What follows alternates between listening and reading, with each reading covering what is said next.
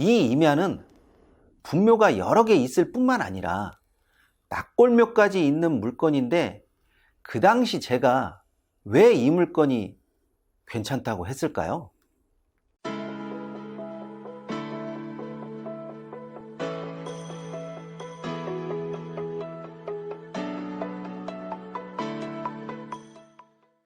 안녕하세요. 경매스쿨 현미경의 치우입니다.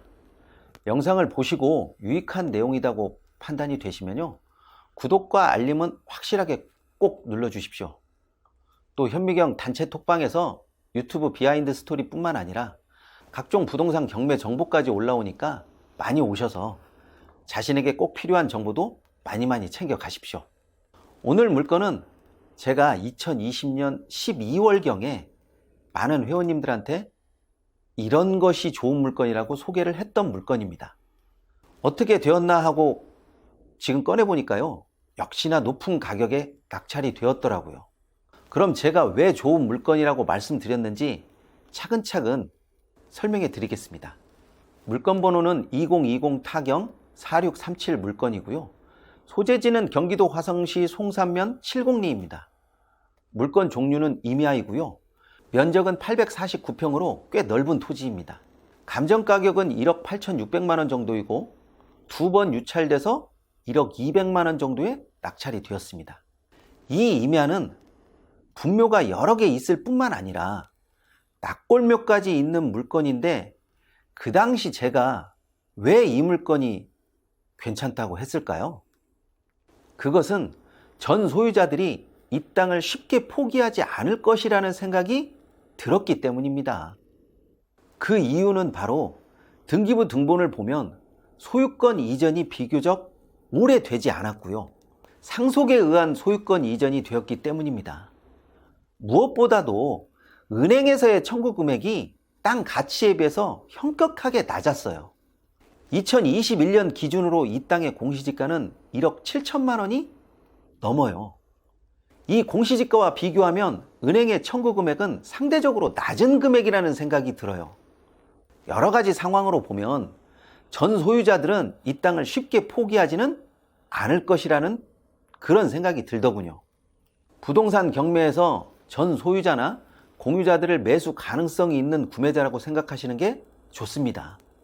그냥 귀찮게 전 소유자들이 질척거린다라고 생각하고 공유자들이 비협조적으로 나온다고 생각해버리면 전 소유자나 공유자들의 협상은 정말 의미 없는 일이 돼버려요.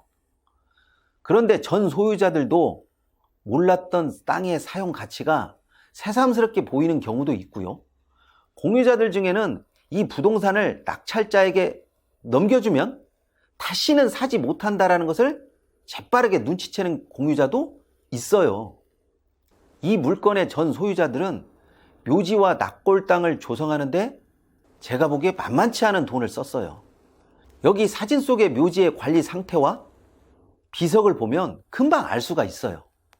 지금과 같이 화장 문화가 주를 이루고 있는 상황에서 봉분 관리와 비석에 많은 돈을 썼다라는 것은 그만큼 애정이 있고 애착을 가지고 있다라는 그런 이야기가 되는 거죠. 쉽게 낙찰자에게 이 땅을 내주지는 않을 겁니다. 그렇다고 해서 마냥 버릴 수 있냐? 어느 정도 처음에는 협상을 하면서 협상안을 가지고 유불리를 따질 수는 있지만 협상을 계속 거부할 수는 없을 거예요. 협상이 어긋나면 낙찰자는 분명히 소송으로 들어갈 것이고요, 소송이 시작되면 어떤 식으로든 결론이 나게 되어 있습니다. 그 소송의 결론이 전 소유자들에게 유리하게 끝나지 않을 것이라는 것은 아마 자신들이 더 잘 알고 있지 않을까요? 솔직히 이런 물건은 끝이 뻔히 다 보입니다. 쉽게 땅을 포기하지 못하면 다시 이 땅을 낙찰자에게 사와야 하는 것이고, 그렇지 않다면 묘지를 이장하고 땅을 넘겨주는 수밖에 없습니다. 그냥 사용료 주고 그 묘지를 사용하면 되지 않을까요? 이렇게 생각하시는 분들도 가끔 있어요. 이것은 자신의 땅을 내주고 다시 그 땅을 빌려서 사용하는 것이 진짜로 가능하다고 생각하시는 그런 분들이 종종 있더라고요. 그런데 현실에서는 이런 꿈 같은 일이 잘 안 일어나죠. 아니, 일어나는 일이 거의 없어요. 저는 지금까지 이렇게 내 것을 내주고 다시 빌려서 세를 줬던 사례를 본 적이 한 번도 없어요. 그런데 이것은 있습니다. 언제까지 기간 동안 사용료를 주고 사용하고 그 이후에는 다시 되사는 조건으로 사용료를 지불하는 것은 제가 한두 번 정도 봤습니다. 그런데 처음부터 끝까지 주구장창 사용료를 내고 사용한다는 것은 이론상은 가능한데요. 실제로는 그런 경우를 보지 못합니다. 아무래도 소유 욕구에 관한 것이라 함부로 이야기할 수는 없어도 저는 그 심정을 이해는 하겠더라고요. 많은 물건을 보다 보니까.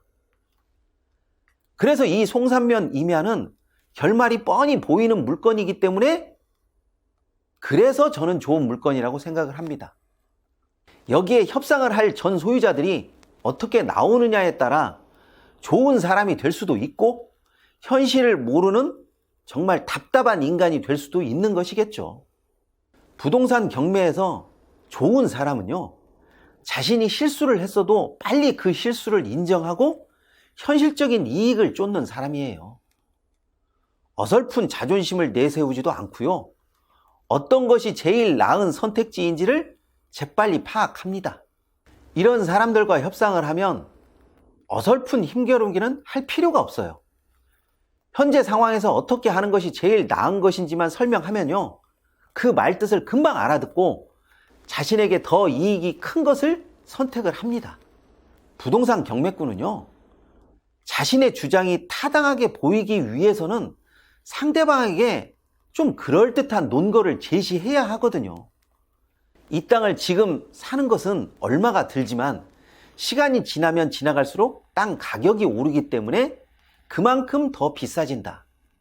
그래서 지금 내가 이 가격으로 주는 것이 가장 저렴한 금액이다. 이런 것들을 제시해야 한다는 거죠. 그래서 지금은 얼마가 적정한 금액이다. 그런 다음 상대방이 제시한 금액도 왜 이런 금액이 되었는지 들어보고 적정한 합의점을 찾는 거죠. 빨리 합의가 되면 서로가 좋은 사람이고 이런 물건은 좋은 물건이 되는 거죠. 송산면 물건이 좋은 물건이 되었을지 또 좋은 사람을 만났을지는 잘 모르겠어요. 다만 어떤 식으로든 좋은 쪽으로 결론이 났기를 저는 희망합니다. 여러분은 이 물건이 어떻게 결론이 났을 것 같은가요? 이번 시간은 여기까지 하도록 하겠습니다.